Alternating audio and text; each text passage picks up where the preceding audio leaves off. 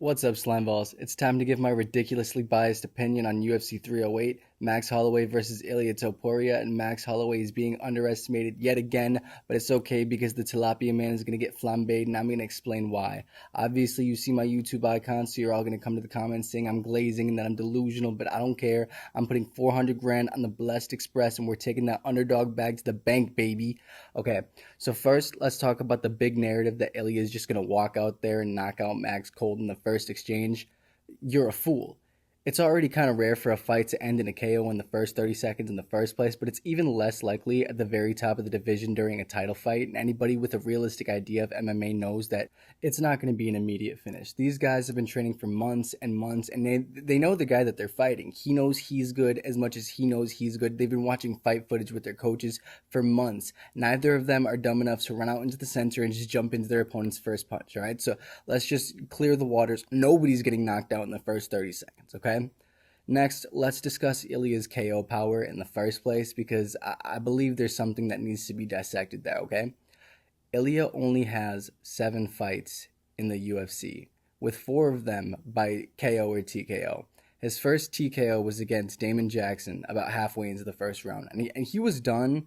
But he wasn't completely out. Like in the video, you can see him staring at Ilia as he's running around the octagon. And you're probably saying, like, that's still impressive, right, Pon? That's still impressive. Well, all right, well, hold on. Let's look a little deeper. First off, Jackson had 1 win, 1 loss, 1 no contest, and 1 draw under his belt when he fought Ilia. So his record when he was fighting Ilia was 1-1-2. And he's currently 1-3 in his last 4 bouts. So that's not really a win that ages well. You know what I mean? You don't want to really be like, that sounds like you beat a can to me. You know what I'm saying? His next TKO win was against Ryan Hall, who got TKO'd in the last 30 seconds of the first round. And if you watch the fight back, you can see that he wasn't out either. When the ref called the fight and rolled Ryan over, you can see him staring at the ref and speaking to him too, probably asking like, yo, is the fight over? So that's 2 TKO wins that didn't put his opponents unconscious. And Ryan also hasn't fought since December of 2021. So again, that's not really a win that's going to age well. Sounds like you beat a journeyman is what I'm saying. Like all these TKOs and wins just aren't stacking up to be something impressive is all I'm saying.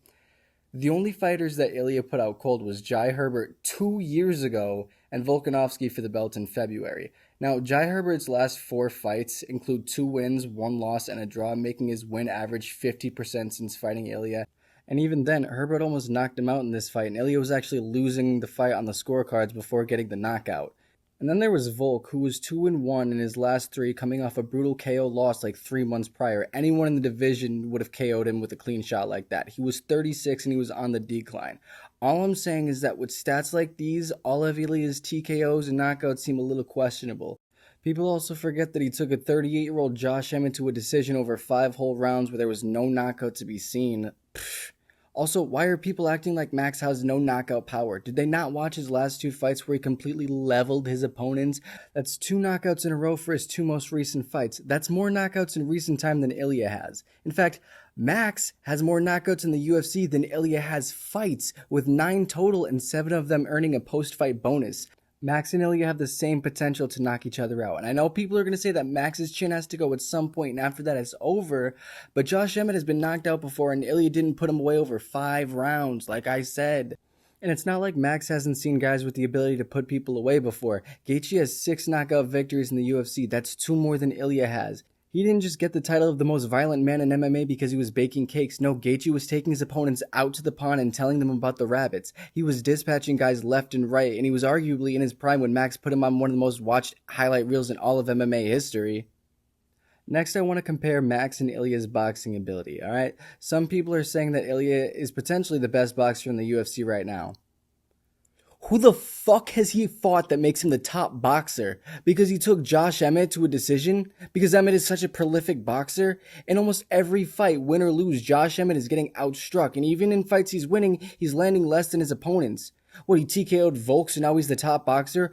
Volk was winning the fight until he got TKO'd. This was Ilia after the fight that he won. This fight didn't even make it a full 2 rounds yet. What do you think Max is capable of in 25 minutes? Have you seen his strike differentials in his fights? This isn't some Josh Emmett. This is the BMF. This is the Blessed Express, and he's evolved into a bullet train. If Match catches Ilia the way Jai Herbert did, Max isn't just going to let him come back. He's going for the kill. The way Max can slip shots, his head movement, his counters, this isn't some walk in the park, and Ilia fans are going to be really surprised by the time the fight is over. Let's not forget, this is still a 5-round fight, and Max will keep this pace for the whole 5 rounds. We don't know if Ilia has the cardio to fight for 25 minutes against the kind of volume that Holloway pushes. Look, I know Ilia has fought 5 rounds before, but not with someone who throws the same amount that Max does, and that was almost a year and a half ago when he fought Josh Emmett. And I feel like we're going to see Ilia Topuria slowly fade over the course of the fight as he realizes Max Holloway is just a different fucking animal. I can almost feel it, to be honest. I can just envision the look in his eyes as Max walks him down, and he has absolutely no answers for the hellfire coming at him. Jai Herbert knocked his mouthpiece out. If Max Holloway does that, he's making sure Ilia's teeth go with it. Not to do MMA math, but let's look at one round against Volkanovski. Ilia looked like he wanted nothing to do with the rest of that fight. Now let's look at Max after one round in each fight with Volk.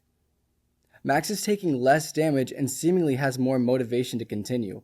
Alright, so what does that say about the heart that each of these fighters have? In a championship level?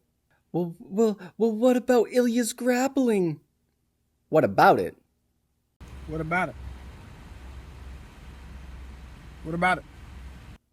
He has one submission in the UFC and got controlled by him for a good portion of the round as well. So one submission makes you a dangerous ground threat these days? Is that all it takes? Why are we so quick to hype up fighters' attributes when we're only going based off of such limited data? But Bryce Mitchell has killer jiu-jitsu, dog. You don't understand. Thug Nasty, that's really impressive, dog. Bryce Mitchell also only has one submission in the UFC.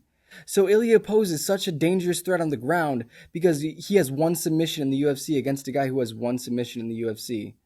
Max has 2 submissions in the UFC. Why isn't he suddenly a grappling phenom? Does nobody even realize that Max has significantly higher takedown defense than anybody Ilia has ever fought in the UFC before? So if he wants to take him down, he's going to really have to work for that. But to be honest, I don't think that's where this fight is going to go in the first place. None of this fight is going to be easy for Ilia. The people thinking that Topuria can just end the fight whenever and whatever way he wants are forgetting that Max fought Brian Ortega, who is arguably the best grappler in the featherweight division, and Max even scored a takedown on him. Ilia's not going to be bringing anything that Max hasn't already seen before. He's faced great grapplers, he's faced great strikers, guys with KO power, guys who are well-rounded in every aspect of MMA. He's not going to bring anything that Max isn't already prepared for. I'm just getting the feeling that everyone is counting out Max once again as if he hasn't already proved time and time again that he should never be underestimated. I mean, what happened the last time nobody had faith in him? He showed out and put the entire world on notice so that he would never be overlooked again, yet here we are with Max as the underdog in a fight that he should honestly be favored to win. People are repeating the same tried and used things that they all said last time. Max is finally going to have his chin broken. Max has never felt that kind of power before. Battle damage is finally going to catch up to Max. The same things that everyone said to count him out last time are the same things that everyone is saying to discredit him now. But we're going to see October 26th. Lastly, I just wanted to analyze a little bit of fight footage with you guys because I found something quite interesting that some of you guys might want to see, and I think Max should see it as well. But if you go all the way back to his second fight with Alexander Volkanovski, you can see him in this sequence feint the left to get a reaction from Alex so he could throw a really good right high kick that sits him down. And immediately Max jumps on him to get the finish, but Volk is a dog as we know and got up to continue the fight. Now let's look at this clip from Ilia's fight against Jai Herbert, another tall, lanky striker like Max Holloway. Almost mirror image, he throws a right, then immediately follows up with a left high kick, and for some reason just stares at Ilia for a second before deciding to go for the finish a little too late. And I've noticed that when Ilia starts to really let his hands go, he lowers them a bit and starts throwing wider, heavier shots for the finish. If Max can recreate that exact sequence against an opponent of similar size to Volkanovski, then Holloway may finally hear and knew, and there won't even be a discussion for the featherweight GOAT. Everyone is doubting Max now and saying Ilia's just too strong, Ilia's just too fast. But timing beats speed, and precision beats power. Also, really quick before I wrap up the video, I just wanted to thank every one of you that made it to the end. It really means a lot to me that you guys want to hear my opinions, and if you guys want to hear more and more fight analysis, then please feel free to subscribe to my channel and like the video. share it with your friends, leave your thoughts in the comments. I always answer the comments. It always helps me in the long run to keep making more videos for you guys. And that's all I have for today. And I'll see you guys in the next video, all right? Peace.